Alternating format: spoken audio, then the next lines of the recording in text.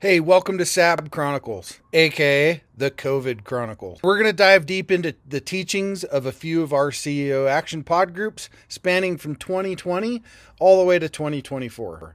This series takes us through the fire of COVID to post-COVID, and now who really gives a care about COVID? If you listen to this series, you're going to gain inside knowledge of strategies of the past and strategies of the future. Hold on to your seats as you're about to get a PhD in business. Buckle up and let's get rolling. Hey, are you looking to scale your business from five figures to six figures or six figures to seven figures? If you are, I have the perfect thing for you. What I want you to do today is I want you to go download a book. This book is going to take you through my 3-pillar system. It's 100% free. All you have to do is go to growfast.cash. I say again, go to growfast.cash and you're going to be able to download my free international best-selling book, which is called Be Good, Be Brief, Be Gone. You can take that book. It's going to help you scale your business to the next level. Again, go download it. Be good, be brief, be gone. Growfast.cash. I say again, growfast.cash. Enjoy. Ivan, you're up. Awesome. So the great news is I am working for Will and Joel now. These two gents are going to keep me pretty busy, and then Artie is right behind them. So my team is pretty excited about that, and we're looking forward to just some really great months going into the end of the year for everybody. Challenges. Biggest challenge right now is just kind of what Nancy was talking about, is learning how to have those conversations with potential clients that really need our services. The more I talk to people out there, the more I realize sales, what it used to be, is not working the way it used to. So there has to be a new approach, and that's what sets us apart from a lot of the people out there. Is we have more of a conversation than we do in actual sales. So this coming week, whenever I'm going to be speaking with Nancy, I believe that problem will be resolved.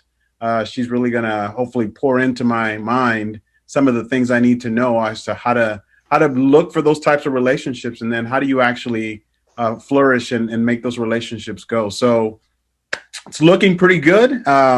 But yeah, I'm really excited about what's happening right now with this team. I think we're starting to get some momentum, and the whole working together, I see how that's really keeping all of us not just afloat, but actually thriving in the midst of this pandemic. So Jason, hats off to you, my friend, for doing this, putting it together and keeping us really with our businesses open. And that's not something to take lightly, considering some of the biggest players out there are gone. They're gone. I didn't realize Sears had closed down completely. Hey, Ivan. Yeah. What pandemic? Yeah, exactly. Exactly. I love it. So that's all I got. Yeah, cool. Great. Hey, and I've always, so years ago they used to have what was called the 7 touch rule, right? I mean, that's been around for years.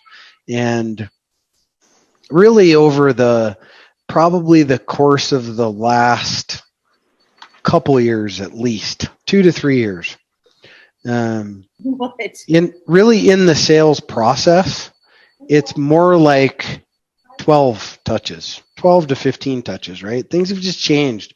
Why? People are way more, we have a millennial base that is probably one of the major buyers of most things now.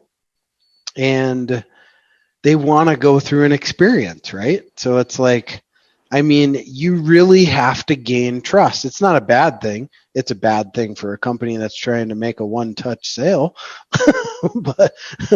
but people are more skeptical. They want more information. They want more knowledge on what things are. They just want they want to know the person they're working with is legitimate's not even the right word. It's more like they're going to provide what they say they're going to provide the first time, and that customer service is not lacking.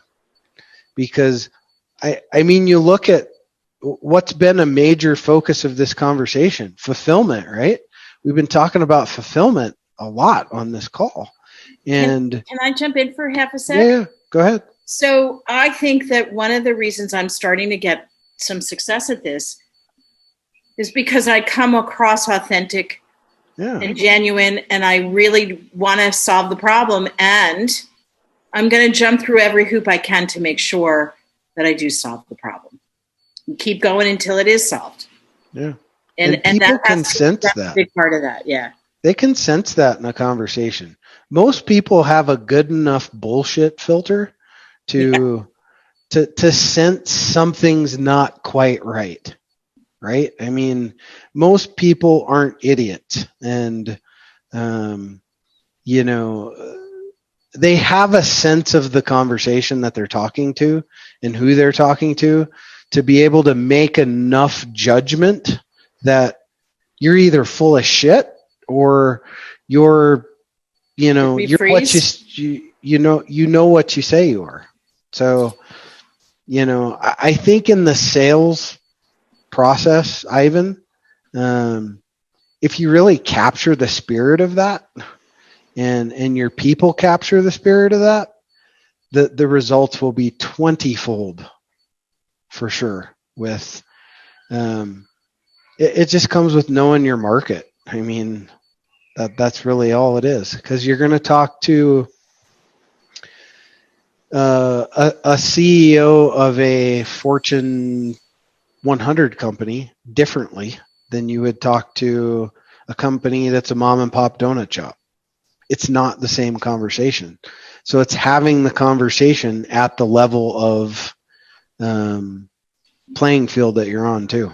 So that, and I can tell you from my perspective of some of the other companies and some of my other groups that I have, it's a different conversation in this group than it is in that group. They're different conversations. And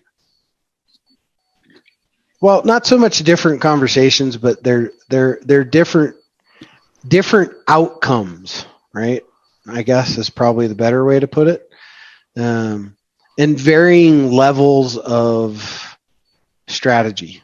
So if you treat a sales conversation the same way, and I've always been the one in a sales conversation where you listen and the first person that speaks loses. That's at the close. Right, at the close, right? So the first one to talk loses, right? That's the and that's not like that's something new. I mean, they've been teaching that in sales for years, but listening in a sales conversation and letting people either tell their story or tell their plight without interrupting them, so on and so forth. I mean, I used to be heavy into sales in my own company. I mean, we used to do, 500 plus K a month in just sales, period. I used to do myself, and I don't like sales. I absolutely can't friggin' stand it. But I'm not too shabby at it. I can do a pretty good job at it. I'd rather not, because it's not what I feel my strength is.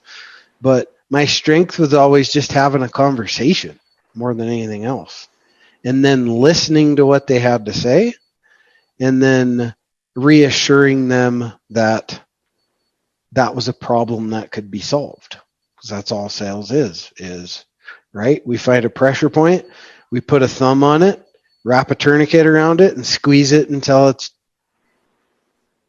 fixed. All right, we fix the problem, and then they'll come back time and time and time again as long as you can fulfill. And that's always the problem. It's half the battle. It's always fulfillment. So I think some of that in today's time, Ivan, is a lot of those challenges that a lot of salespeople are having is they can't pivot. they're too rigid, and they're used to doing it the old way. In this semi-high pressure sale may still be soft, but the natural selling approach will always be better. It just will be. And I mean, Nancy's been doing it that way for a long time, and you probably have just as much experience at it, Nancy, as most advanced sales teams. You could probably teach a sales team. No, thank you. I know, right? But anyway, anything else, Ivan? No, I'm good. Thank you. All right, cool. David. Looking to grow your business beyond 5 figures, 6 figures, 7 figures plus? What I want you to do is go download this book. The title is called Be Good, Be Brief, Be Gone. It will help you grow your business past 5, 6, and 7 figure. Go download the book today. Growfast.cash. I say again, growfast.cash, and download the book for absolutely free. Yes, sir. I think I'll probably be pretty short and sweet as well.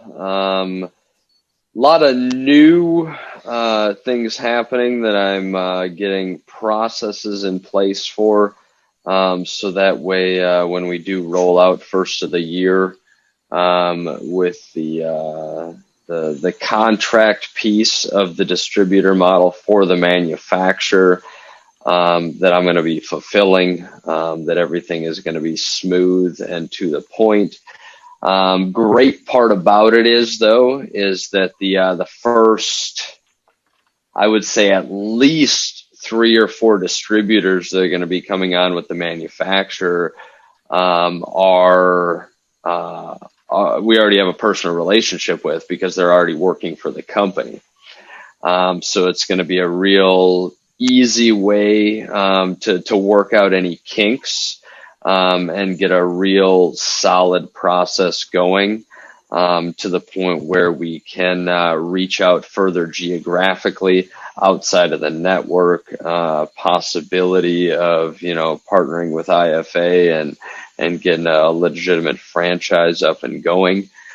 As far as challenges are concerned, I mean, there's things that I'm working on. There's things that I'm working through. I don't know if maybe I'm just not big enough to call them a challenge, or maybe I just don't look at them in that light. But I mean, I wouldn't say there's any roadblocks. There's things that I'm working on. There's things that I'm working toward. But nothing that I would, necessarily consider a challenge. Wins are definitely the conversations that I've had with the manufacturer, and the fact that she wants to partner with me. She wants me to take on these responsibilities. And ultimately, she wants to get out of the business. And even in the short relationship that we've had, she sees me as the person to possibly take the reins, if that's even something that I want to do. Yeah, I look at where you're at right now, David, and you're the perfect example of right strategy put in the right place at the exact time. It is the right time. There's no doubt about it. Leads are light right now. Appointments are light.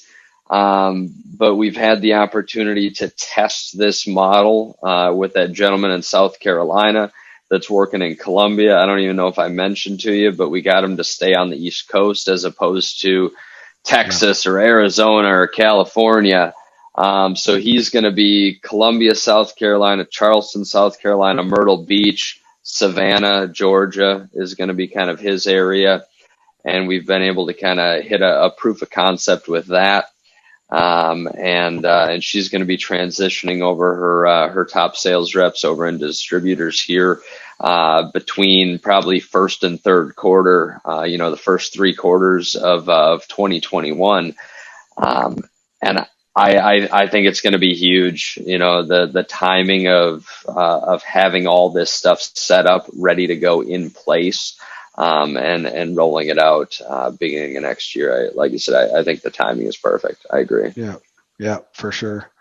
And your only challenge with the whole thing will be growth, not scale, growth. So growing your company on the people side to ensure that your fulfillment processes are all taken care of. You really have Regina. And not that it's hard at all. I mean, you know, one person can probably handle multiple accounts, right? So it's just a matter of now taking everything you know that you're going to do and now put that to a digestible, right, process, right? Everything always comes down to process. I'm a huge process guy because that's how companies survive. Companies survive that have good processes and procedures in place to continue to either scale or at least maintain. And that's why a lot of these companies died. You know, I mean, you take Sears, for example. That's a great example. They had $6.6 billion in revenue and $12.2 or $3 billion in expenditures. I mean, well, that's not looking so good, right? So, right. So you look at that, and that they got so big, they outgrew scale. That's really what it is, right? So they had more growth than they had revenue and scale. It's a very simple formula. So as long as you pace with that, it's endless. I mean, it's an endless thing. You can grow and scale this in parallel, like you've heard me talk a million times, and do it the way, the safe, efficient, and lasting way versus this skyrocket, and the company's growth doesn't match the scale. So, anyway, I think what you got going on now, the things that, you know, we've developed over the last even just short month or two, right? Or what's going to be, you know, your next hockey stick growth in this company, right? For sure. You know, agreed. Anyway, great input. Thank you. Hey, we all want to scale our business. Hey, I have the answer for you today to help you do that. If you're looking to scale from 5, 6, even 7 figures and beyond, book called Be Good, Be Brief, Be Gone. I'm going to give it to you for free. All you have to do is type in growfast.cash. I say again, growfast.cash, and you can download the book for absolutely free. I hope the book helps you this year.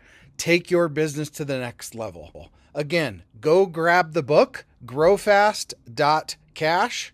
I say again, growfast.cash. I wish you the best and grow, scale, and win. Thank you for tuning in to the SAB Chronicles, otherwise known as the COVID Chronicles. Hey, we hope you took a lot of great little golden nuggets from this episode. Follow us on social media.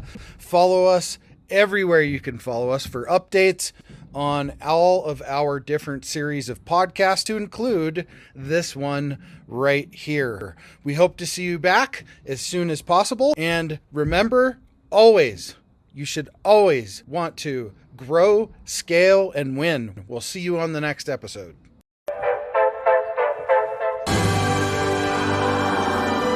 There it is. Magnum. Holy moly. Yeah, baby!